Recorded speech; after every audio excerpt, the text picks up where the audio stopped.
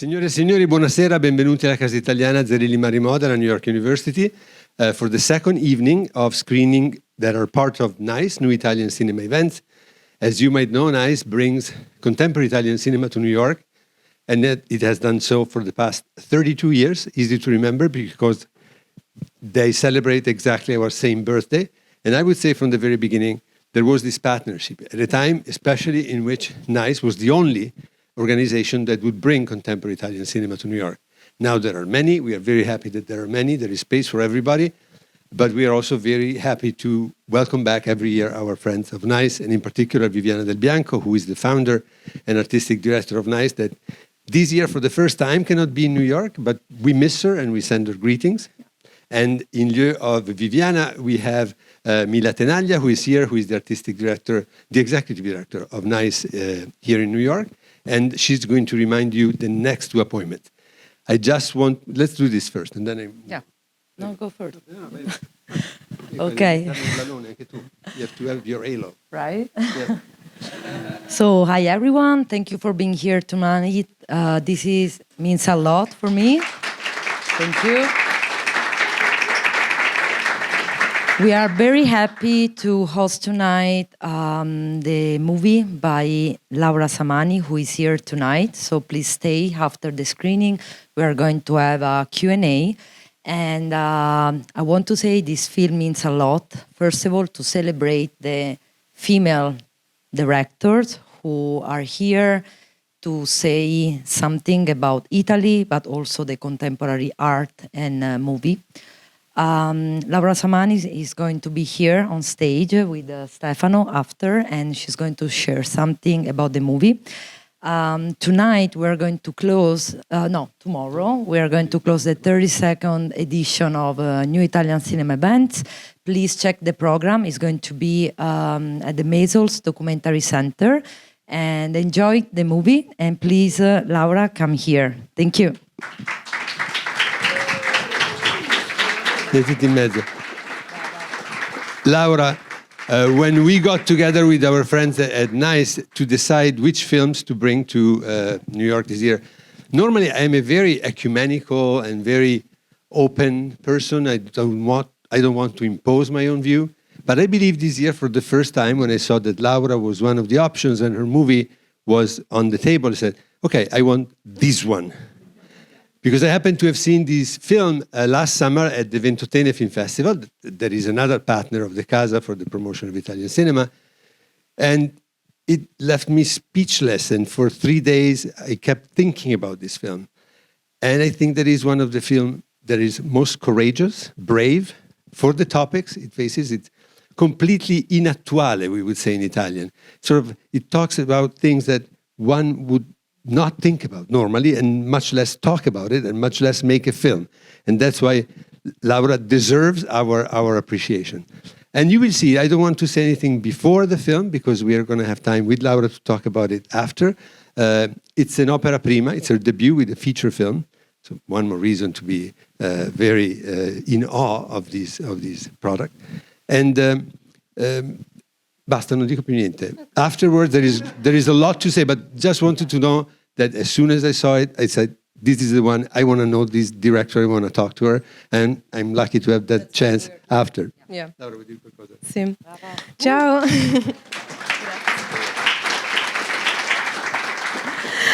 Hi, everyone. I will keep it very, very short because I'm not a huge fan of introductions. So of course, I'm grateful for your introduction, and yours as well, Mila. But of my introductions, I'm not a big fan. I prefer to leave you traveling alone through the film with a kind request, which is to be generous with the people that are sitting close to you. So not only talking with me later on, but also talking with your fellow travelers. Does it make sense? Yeah. And to be egoistic. Selfish at the same time, so to take whatever you need in this moment of your life from the film. That's it. See you later. Thank you.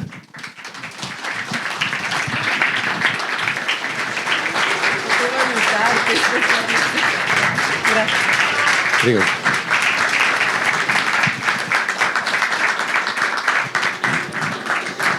Laura, I have a lot of questions. I've already asked you lots of questions in my office before, so we want to leave more space for the people. But one very banal question about how did you come up with the idea of making a film about limbo that has been closed by the Catholic Church, a woman carrying a dead fetus in this box for all these kilometers, a gender fluid person at the beginning of the 20th century between Italy and Slovenia. I mean, there are all very peculiar ideas, and you made a film. And you made a film that makes a lot of sense, and at the end, it stays together. It's gripping. We feel a lot of feelings toward these people, and I would say it's a very majestic film because it's a small film because the budget was limited and everything, but it has a majesty. The images, the photography is fantastic. So how come all these ingredients and you come up with this? Well, thank you for opening this Q&A with a laugh, because it's the first time, as far as I remember, it's the first time in 2 years that we start with a laugh after the end. I have to say that all these elements were not there since the very beginning. So I started in 2016 with the idea of exploring these pilgrimages, these real pilgrimages that used to happen in my region, which is Friuli Venezia Giulia. So for the ones who don't know where it is, also in Italy, a lot of people don't know where it is. It's because it's a really small region. It's northeast and it's on the border with Austria and Slovenia. We were the last ones to join Italy, by the way. So, Laura, you're from Trieste, right? Sì, I'm from Trieste. So I'm Triestina, even before being Italian. Mm-hmm. And, well, basically, I've been told about these pilgrimages in 2016 that used to take place. And I was kidnapped, like my brain was kidnapped by the possibility of reversing time. So that was the beginning. And then a lot of layers happened because it took 5 years for the whole project. So, yeah, in a retrospective point of view, it's easy to say, of course they were there, but they weren't. And you wrote the subject of this film and the screenplay with somebody else? Yeah, 3 of us. Elisa, Dondi and Marco Borromei, who were my fellow student. We were studying together at Centro Sperimentale di Cinematografia in Roma. It's the national film school, yes. Yeah, in Italy. And we studied together in 2012, I think, studying in the same school, and we had experienced already at the time one short film together. And then we said, let's continue. So, but I've been told about these pilgrimages by an old man, so this is how the subject came up. So there is an element of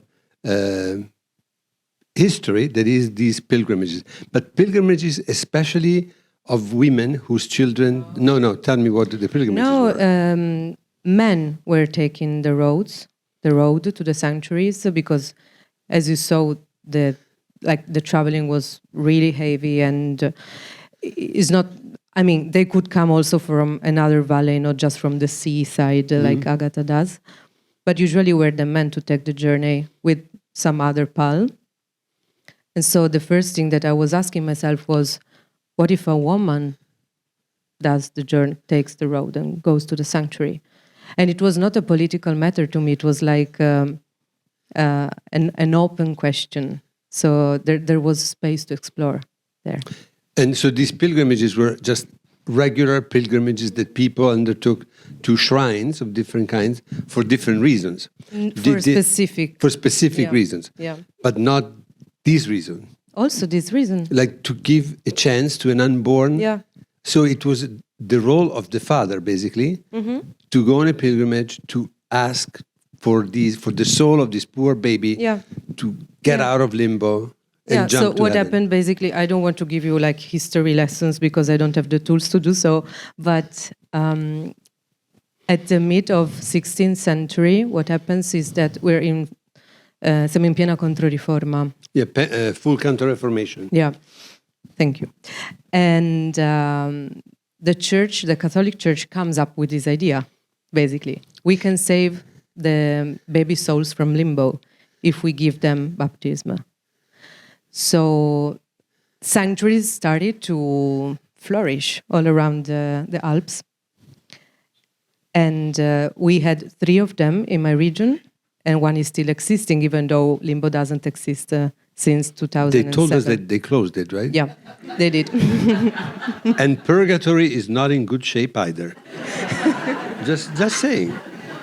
Theologians are agreeing that the purgatory that is... I'm a devout Catholic, but purgatory is in very bad shape. It's not sure for how long it's going to resist. As you know, it is I'm serious. It is a theological hypothesis that they came up with in the Middle Ages, when there is the rising middle class that wanted to have a chance, even if they knew they were not saints, of course, these merchants and bankers traveling all over Europe. And it was, the Pope asked a group of theologians come up with something that is between hell and heaven. I mean, and that's what purgatory is. So it's not in good shape either. But limbo is definitely closed, right? Yeah, that's correct. But so tell me about the one that is surviving of these shrines in your region. What is it called? Trava. And it's not the one we saw in the last. No, we like. Where is that? I want to go there. I want to spend a week there. So the interior, because sorry to disappoint you, but it doesn't exist, that one. So the interior is San Martino. It was damaged after a storm, Baia. Yeah. And it's in Ovaro, nella provincia di Udine. And the exterior is VFX. Is? VFX, effetti speciali, special Ci effects. credo. Yeah. So it's computer generated. Yeah. The exterior, yeah. She's brilliant, isn't she? No, I didn't do that. There was the. Well, you must the have team. had some. But I input. asked for it. Yeah. Very good. Are there questions from the audience? I have 2,000 questions to ask, but if there are, please. There is a microphone if you don't mind waiting for it. So it's going to be in the recording. Thank you. Hi. Hi, nice to see you. Same here. We were both in a festival in Parma together. We both won prizes. I was curious back when I saw the film the first time in Parma, as a fledgling filmmaker to a more experienced filmmaker, I was just dying to know how you shot the underwater sequence. Technically, did that involve a green screen, or was it completely computer generated? And how did you get her? I mean, was she actually underwater, or what did you do? Yeah. For that long? Yeah. Really? Yeah. So it's literal. It was. Yeah. I mean, there is one cut which is hidden. But I think you can tell that there is one cut at a certain point.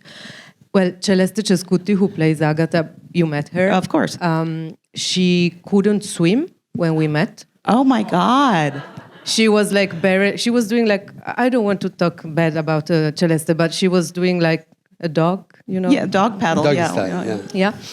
And we both thought that it was necessary for her to become a more aquatic mermaid. But the limbo scene was not supposed to be shot like this. So I had a totally different idea at the time. I have to go back for a few seconds before answering properly to your question. Because I had an idea of a forest with baby trapped in the trunks. So something more similar to La Selva Dantesca, let's say. Sì. Let's say that we had a production issue, which was we couldn't secure the set. So it was impossible to put babies in the trunks, of course. Oh my God. And then it was there too are expensive. still laws again. Yeah, no, it was, yeah. And in Italy, it's like you cannot do something like that, of course. So then we tried to do something with fake babies in the trunks, and it was too expensive. And then we couldn't secure the trunks to avoid them to fall on the head of everybody, including me. So we said, okay, the production said, production company said, why don't you think about something else? Necessity is the mother of invention. Yeah, and so this is how the underwater scene was born, basically.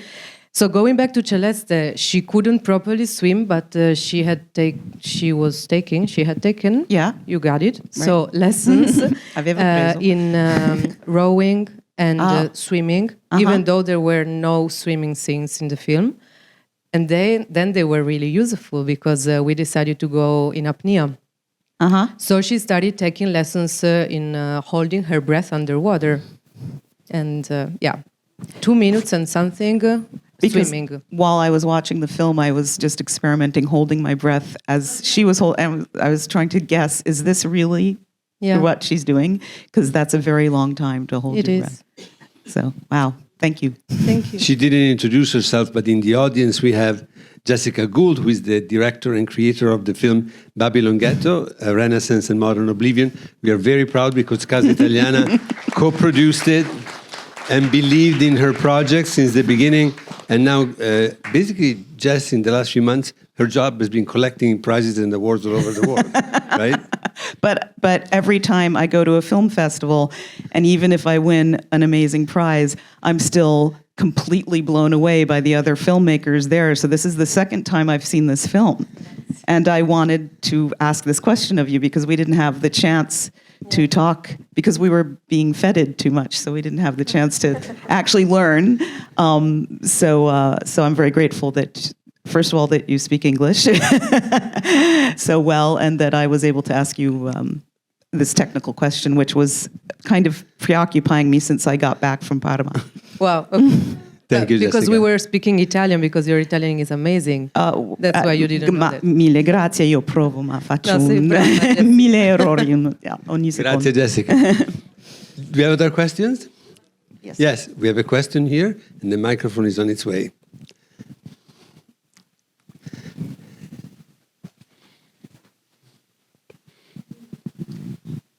Did the actors have to learn that dialect, or were they already speaking it? And maybe we want to step back. Thank you for this question. Thank you. We want to step back because probably the Italians in the audience realized that these were dialects, that they were different dialects, but our American friends probably didn't because everything was subtitled. So it's very important to know and to be aware of the fact that in this film, basically no Italian is spoken. Even if we wrote in the program in Italian with English subtitles, but for the sake of convenience. But it's actually many dialects with English subtitles, many dialects, and there is some Slovenian also that is heard, right? So maybe you want to elaborate a little more on the question of the language. It's going to take hours. No, we're going to do it. No, I will be very, very dry. I decided to shoot in dialect because we didn't use... as Italian speaking, we didn't use Italian until yesterday, probably. So everything in Italy is about dialects. And we got a forced Italianizations after the unification and then during fascism. And in some regions, like the border regions, like mine, had a very bloody Italianization. So it was forbidden to speak dialect, especially if it was blinking to the Slavic side of the word, which is the case. So through generations, we lost different idioms because they were forbidden. And so this is particularly painful for my family as well. So we lost Slovenian, for example. Going back to the characters, in a way, I decided to honor what the roots were. And so I decided to cast non-professional actors in order to have the dialects. Of course, it's not an out-out situation. You can have them both. But since my region is very small and is very far from the cinema industry, which is based in Roma, usually, it's easy to work with someone that speaks the dialect and usually is not a professional actor / actress. So I casted people with street castings, and Celeste, who plays Agatha, Celeste Cescutti, is from Udine. In Udine, they don't speak dialects. They speak Italian because they pretend to be like very, very super cool citizens. So they speak in proper Italian. And also for historical reasons, like they saw themselves Venetian, as the usually. last bastion of Italianness, close to... Which they are not, of course, No. but... Don't tell them. You No, make them suffer. I will. But if we divide my region in two, The region is Friuli Venezia Giulia, northeast, far northeast. so the southern part, which is on the seaside, has Venetian influences. But Celeste comes from the northern part, so she had to learn the dialect of Agata. Ondina Quadri, who plays Lince, who speaks in Carnico, which is the dialect from the north, comes from Roma. And she's the only actress in the whole film because I couldn't find Lince in the region. Let's say that I found Lince, but she was so Lince that she didn't want to play the role. And she still regrets it, by the way. Yeah. You bet. It's a great role. Yeah. And we're going to go back to the dialects. Tell us something about Lince. I know that originally there wasn't such a character. Is that right? Yeah. And then it becomes a fundamental character that really shares the scene with the protagonist. And it's a very complex character. It evolves under our own eyes. There is the element of gender fluidity, but it's only one of the elements that make her such an interesting and deep character. So at a certain point, you're writing the script with your colleagues, and you decide, let's put a Lince in here. No. No. Well, Agata was traveling alone and it was very boring. And unusual it would have been, right? Yes. For a but woman to be traveling But I alone? liked it. I Yeah, liked it. But yeah. it was very boring. I mean, she could talk with the squirrels, but we didn't have Not any a very squirrels. interesting So no, it was not a good idea. So we created another character who was Lince but had another name, which I cannot reveal because it's the female name of Lince. Okay. It's a secret. We had a game of names on the set, in a way. I'm going to tell about it later. But Lince changed the shape through the drafts. So she was a she, a declared she, with a she name. And then we disguised Lince as a he. And then we understood that it was not just two identities, but three of them. So we chose an animal name, which in Italian, by the way, it's the animals are gendered in Italian. So if you say gatto, cat is a he. So you have to specify that it's a she cat. And Lince, it's a she, even though we are talking about a he, lynx. Does it make sense? Am I making myself clear? Okay. It's complicated. Yeah, it is. But there is no way that we can signal that a lynx in Italian is masculine by saying il lincio. No. No, you're going to say il gatto, il sì. maschio Il maschio della lince, the male of the lynx. And so, this is about Lince, basically. Yeah. So, and was it when you started creating this character, and you said you had in mind this person that was so close to the character that refused to do it, but in casting terms, it's a very difficult actors to cast. It was very difficult. And Ondina Quadri, it's super performer. She's amazing. She's a very, very special person. And she plays mostly in experimental theater. And she has been doing like a couple of films before Piccolo Corpo. And I was not really convinced about the collaboration. I didn't even want to meet her because I was like, she's from Roma. How can she speak the dialect? And she's doing an amazing job. The sound is really convincing. Did you have a dialect coach or did you do it? No, I couldn't because... Do you speak dialect? I understand everything that it's said in the film. I imagine. But do you speak it normally at home? Triestino. But we don't use it in the film. Yeah. So, yes, we had dialect coaches, and they were. This is fun because the dialect coach for Lince was the woman bandit. Okay. Yeah. And the dialect coaches for Celeste, so Agatha, were her rowing teacher, because she was spending a lot of time with them. So I was like, guys, can you speak in dialect to her so she can learn it? And so she was rowing and repeating the lines with the rowing teachers. So because you don't have like dialect coaches in our region. And also because in this case, you wanted to be so specific to have the variety of different dialects, and through the journey, you hear the different sounds. So even for those of us, for example, I could not understand whether one was from Carnia or from another part of Friuli, but I did understand that they were speaking different things as she moved along. So it's a journey that is a journey, a geographical journey, but it's also a linguistic journey. And at least the sounds, even if you don't know exactly the difference of dialects, you perceive it, that she's moving from one place to the other, the language changes and constantly. Other questions? Yes, Paola.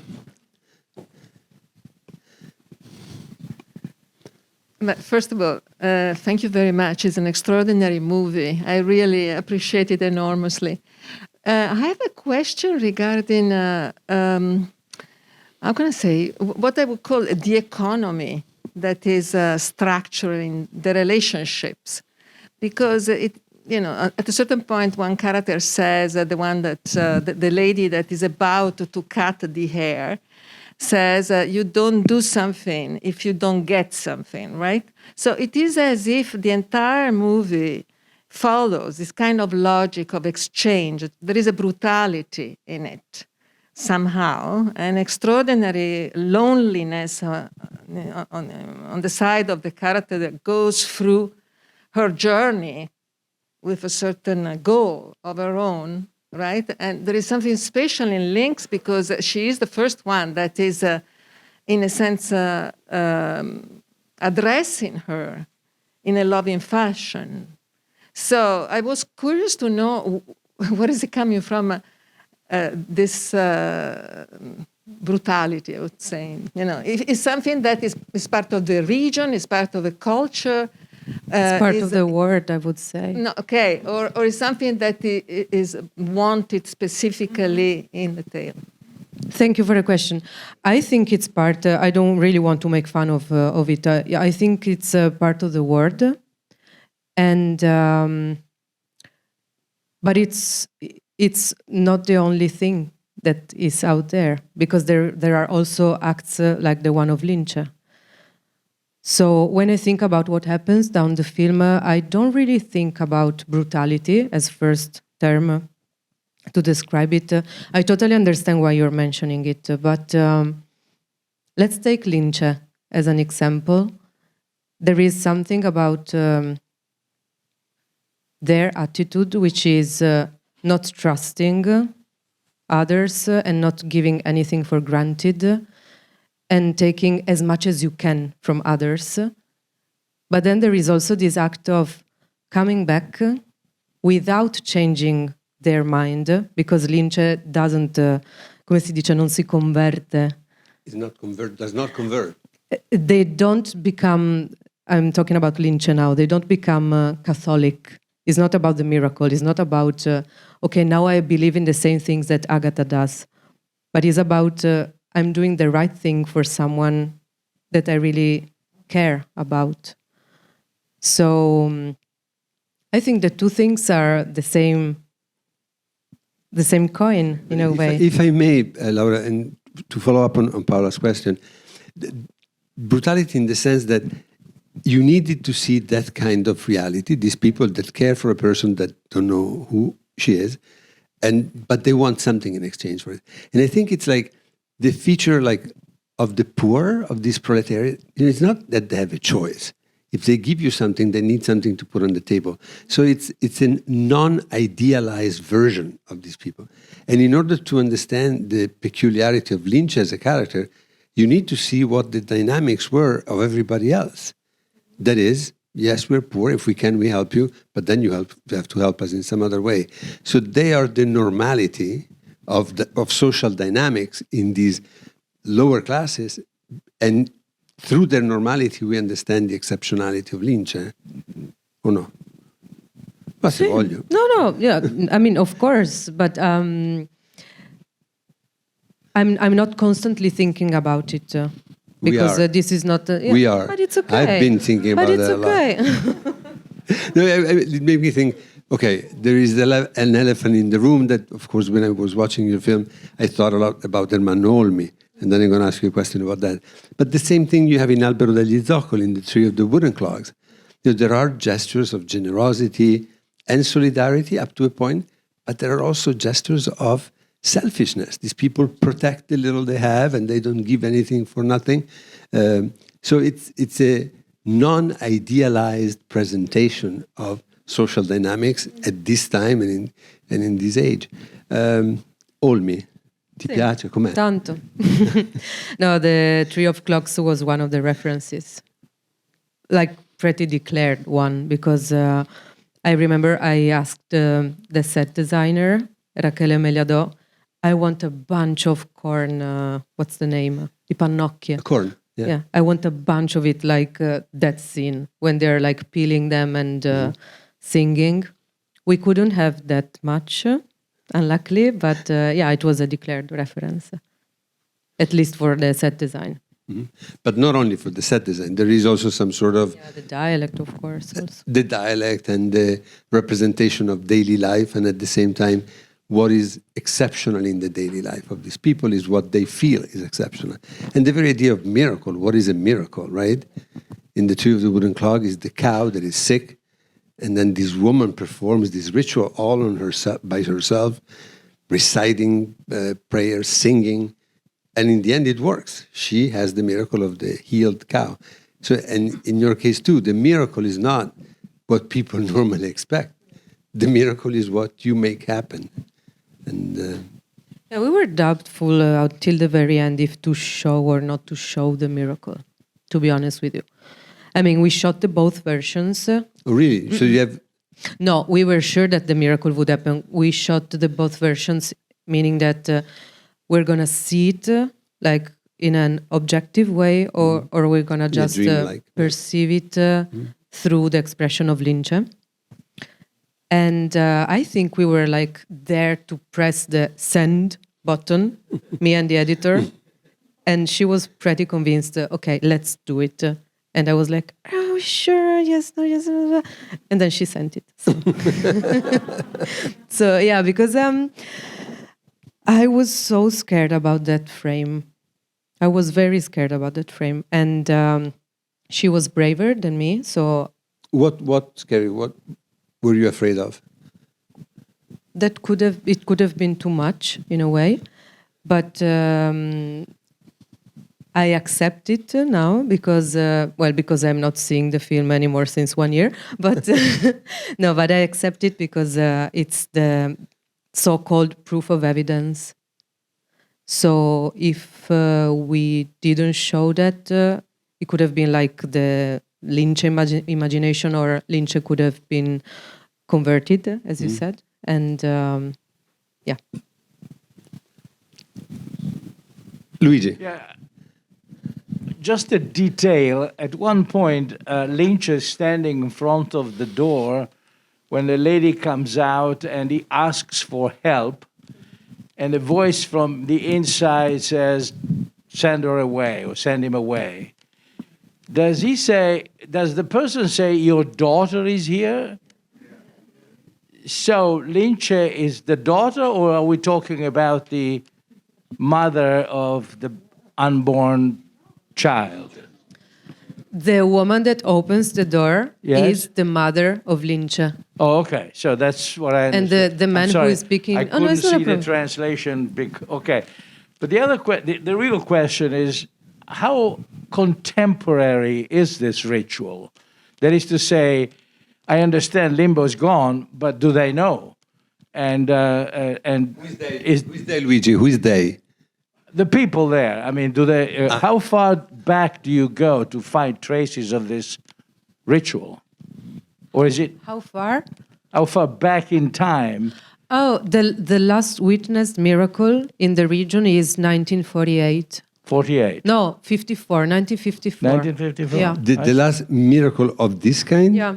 Yeah. Yeah. It's written because, as you probably know, before today I'm like, my English is so rusty.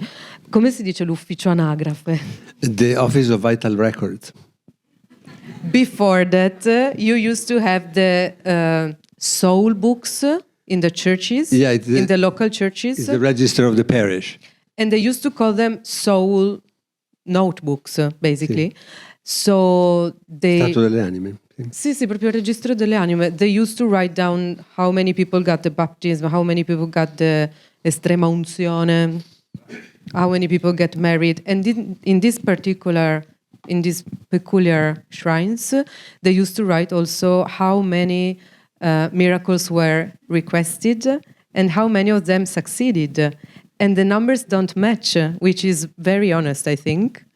So they requested a lot of them and not always they work. And what I wanted to say, oh yeah, and so the last one that it's witnessed is in 1954, which is yesterday, if you think about it. But there is a scientific explanation. Is there? Yeah. Tell us. Well, there is the rigor mortis, and they used to bring the babies to the shrines and to put them on these big stones, which sometimes could be the altar or could be the very, like the most ancient stone in the church? In the building. And they used to put the babies on the altar/stone, surrounded by candles. So because of the warmth of the fire, the bodies used to relax from the rigor mortis, so they could blow the last breath, thank you. Or sometimes they could pee or have like a spasm. And that was enough. But the two things that were used to witness it, to verify it, were a mirror, so to see, to see if it was blurred, yeah.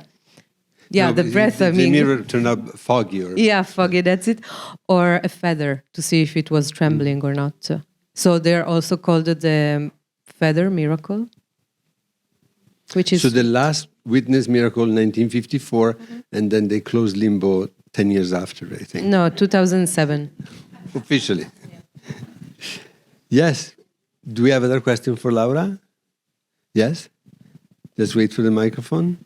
It's crazy that it makes you so like laugh, but it's I'm surprised. Ma la chiusura del Limbo? No, like No, I was very happy when they closed Limbo, actually. Of course, but it's crazy. It's terrible. It's a terrible idea. No, it's a very good idea, but I'm really surprised No, do you about think that Limbo is a good idea? No. It's a very good idea to close it. To close it, yes. Yeah. Yes. So because when I'm in Florence, I live in an apartment that is overlooking Piazza del Limbo. And I know that that's the square where they used to bury unbaptized babies. And to me, that is a sort of a source of anguish to think that, these unbaptized babies are there. And, yeah, sorry if I get autobiographical. That's okay. Again, molte grazie for the film. It's gorgeous. Grazie. If I had seen the film in a setting where I didn't have the opportunity to ask this question of the filmmaker, I would say, well, the filmmaker's point of view at the end is, yes, miracles happen. What is your point of view? Okay, I'm going to answer, but I'm not sure this is the right way of doing things. I would like to know if you do believe in miracles. I believe in willpower. In? Willpower, la forza della volontà. I do believe in miracles. I'm not sure if this is the answer you were expecting. I'm not Catholic, even though I'm Italian, so ground zero of culture is the Catholic one. But I do believe in extending meaning of miracles. So I believe in N.I.C.E coming back to Agatha. to do the right thing. Okay, thank you. A human miracle. Miracles.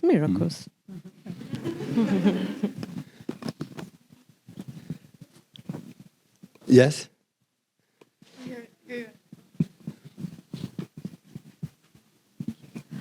Just a detail at the mine.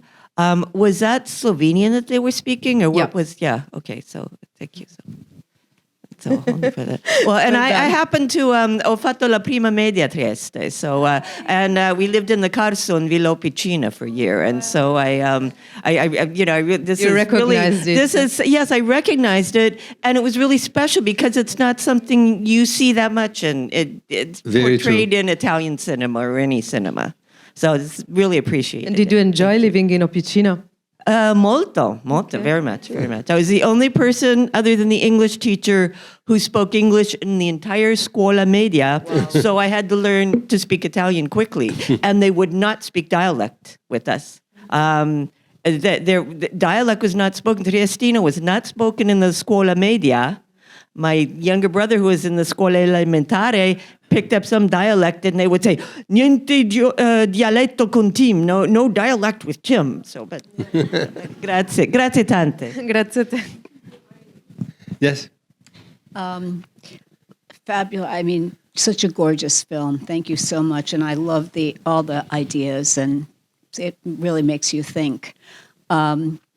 I had a question about her swimming with clothing on. Wouldn't you sink? Apparently, if you No. have shoes, you sing. No. It looked so heavy. They are very heavy. No, it was very difficult to do it, but she's swimming for real with clothes for real. So, But not in the Arctic water, in warm water, so like a pool or something? no, it doesn't change, honestly. I mean, Ma lei nuotava in una piscina o in Sì. nel, No. in quel She was lago? swimming in a swimming pool. She was not okay, swimming in yeah. a lake. No. But imagine that she had to wear Dimmi. Wait. she had to wear some weights because she was floating. She was coming up. Yeah.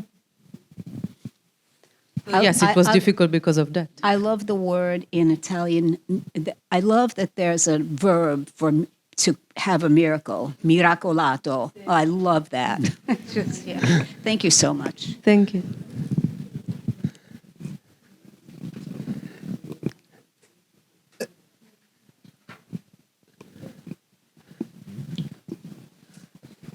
Hi, I just have a quick question. Hi. Did she die in the snow, or did she commit suicide?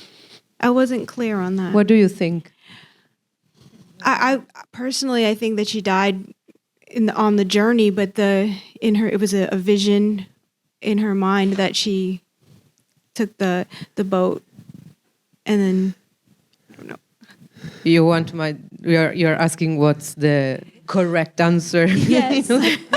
There is no correct answer. I agree with you. So, in my perception, she dies before going on the boat.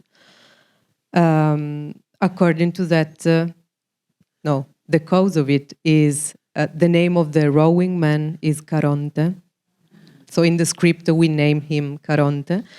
But there are several interpretations of it, and I mean, mine is not more interesting than others, I would say.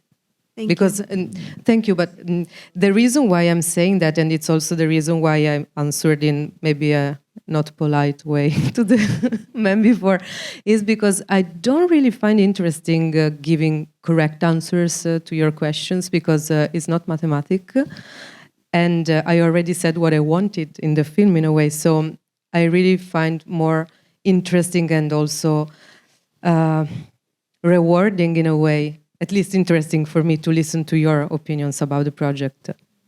But yes, that's correct. Thank you. It would be strange, Laura, that she committed suicide for somebody who takes so seriously doctrine that she undertakes this pilgrimage, knowing that she risks everything to save the soul of her baby, and she commits suicide knowing that she's going to go to hell, because hell is not closed; it's still open. Yeah. Yes, actually, she's not committing suicide. She just changes her mind. Because what Caronte says is the very same sentence that the husband said when she was trying to convince him back in the island to go with her. So it's like the 10th time that she hears something like that. So she surrenders for a moment, but then she changes her mind. So yeah, it's not a suicide. Yes. Hi, I would Hi. just love to hear you talk more about your decision to have this androgynous character play such a central role in a movie in which Catholicism also plays such a central role, and especially that N.I.C.E has been rejected by their family and is the one to witness this miracle take place, holding this stranger's baby in their arms. I would just love to hear you talk more about that. Thank you. As I was saying before, N.I.C.E changed shape several times. And the very last one is not the one that it's here, in a way. So the character ran out of our hands. Because what happened is that we wrote a character that was repressing her femininity in order to live in the world.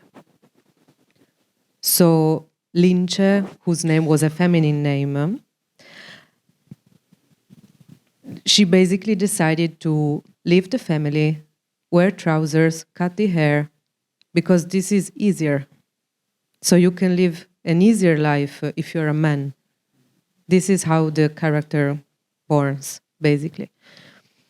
But we started writing in 2016, and 2017 was like a point of no return, luckily. Why, Laura? Because of Me Too. And that was not intentional for us, but we started, when I say we, I'm talking about also Elisa, Dondi, and Marco Borromei, who co-wrote it with me. We started absorbing and experiencing and learning new things. Not experiencing, but learning new things. And unintentionally, we conveyed in the character. So, to give you an example, when I was directing Ondina Quadri, who is an activist, by the way, an LGBT activist, she was more aware than I was about the layers, but we decided that we would stick to I am a she that is disguised as a he because it's more convenient. And then what happens is reinterpretation, which totally works. And this is why the character is so much talking to the present times, more than Agatha in a way. Agatha belongs to the myth. Agatha is Antigone. She's doing something in an eternal way. She wants to bury properly. And N.I.C.E is layered. But it's because the historical point of view that we have on the character. If you remove all the things in the last 5 years, but please don't, if you do, it still works because it's an historical reason. There used to be girls that were disguising her as men, as guys, to live the life that they wanted. And to complete all the circle, the sentence that the father says out of the frame was redubbed during editing. He didn't say that. We were arriving to the very end of the film without knowing that N.I.C.E was a she, and Agatha was not discovering it. She's not still, but we were discovering it at the very end, before the credits. And then we redubbed it, because we were like, no, we need this tool. I went too far maybe, but this is what happened with N.I.C.E. The interesting thing is that Lince, first of all, is a character that you add in the middle of the writing, and that it's a character that constantly changes in the writing and while you were shooting the film. So that is as much as he's organic and growing and changing. Yes. Can you hold on a second? We need the question for the recording, please.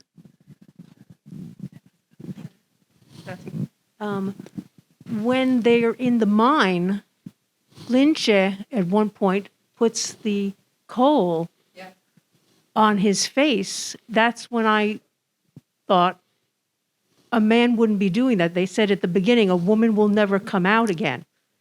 But he did that, and that's when I realized something's going on here. Which I'm Sicilian myself. Being at that time period, when you were talking about how people were acting, this was pretty much probably a survival things, that people did things and wanted something in return. Nowadays we know, and all my friends, Italian friends from all over, from Florence to Sicily, they do things because they like to do things and invite and whatnot. But back then, that was a survival thing. I do something for you, you do something for me. There was kindness, but the people in these parts were living pretty much hand to mouth.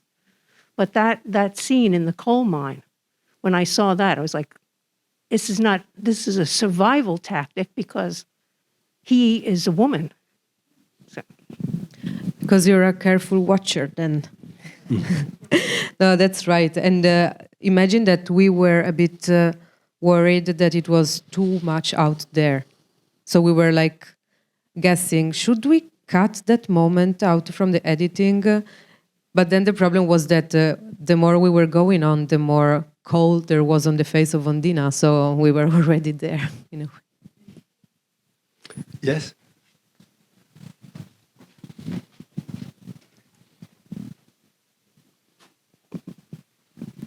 Hello. Hi. My question is, how intertwined or connected was the traditional objective of taking the child to this burial place and the trauma of a woman who lost her child? What would you say was maybe the objective, or was there when you were coming up with this concept? Was it more to showcase this traditional situation, though it was a woman in this part and not the husband taking the, stillborn to this burial place? But I guess my question is, was there any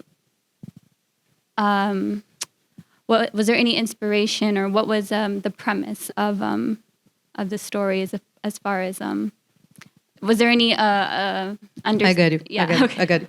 No,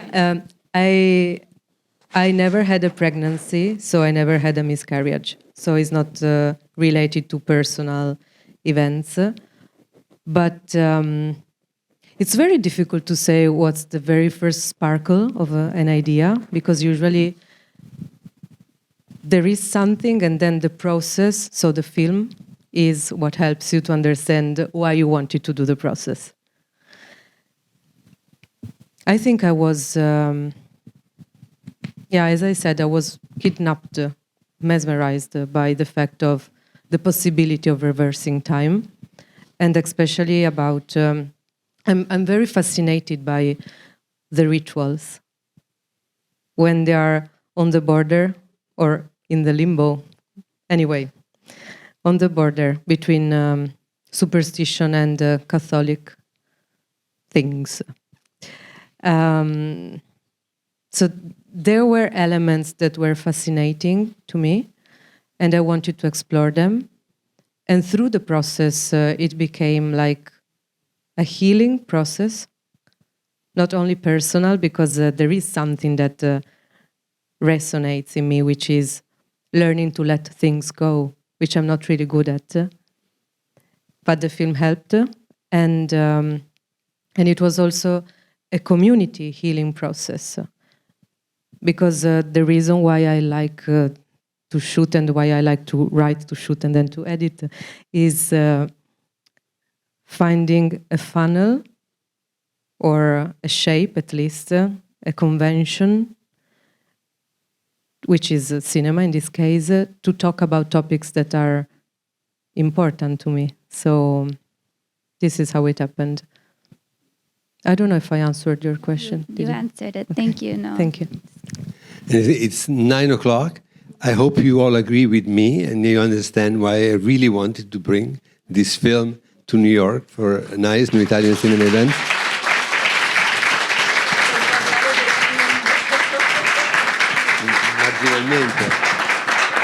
And again, tonight here with us, we had Laura Samani, director of Piccolo Corpo. And please let people know that you saw this film, that you liked it. We still hope in American distribution. Yeah. In bocca al lupo.